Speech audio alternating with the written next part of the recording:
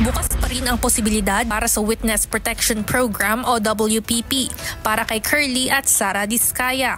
Ayon kay Justice Secretary Crispin Remulla, sa isinagawang budget hearing para sa kanilang ahensya kahapon, September 16, hindi pa umaabot sa punto na agarang sasailalim sa WPP ang mga ito, lalo na at hindi pa niya nababasa ang sworn statement ng mag-asawa o personal na nakakausap ang mga ito. Hindi pa tayo umaabot sa bandang yon sapagkat mainit po ang naging talakayan sa Senado, mainit po ang nagiging exchange ng mga pananaw. Wala ho kami sinasaradong pinto. Ang mahalaga lang, may proseso po tayo susundin. Ayon sa kalihim, ang mahalagang bagay kung sakali mang tuluyang mapasailalim sa WPP ang mga ito ay makakasigurong may katotohanang makukuha sa kanila na suportado ng mga ebidensya.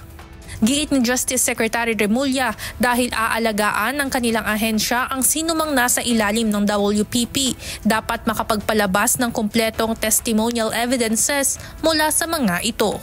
Ang mahalaga po, ilabas din nila yung mga dokumento. Yung kanilang records, yung kanilang mga ledger, lahat po yan dapat open to scrutiny. Wala ho sila dapat itatago na kahit ano. Kung kinakailangan ay maging ang buong kasaysayan ng kanilang pagiging kontratista ang kanilang ipaalam, lalo na at hustisya anya para sa kabuuang bansa ang nakasalalay dito. Mahirap po mag-alaga ng state witness, sinasabi ko sa inyo.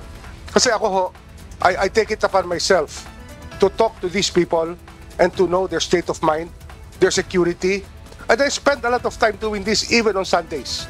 Matatanda ang humiling ng proteksyon ng mag-asawa dahil nanganganib umano ang kanilang buhay matapos magbigay ng sworn statement kung saan ilang kongresista at mga opisyal ng pamahalaan ang kanilang pinangalanan na may koneksyon umano sa mga katiwalian. Evan Alvarez, UNTV News and Rescue. Diyos ang aming sandigan, serbisyo publiko ang aming pinahahalagahan.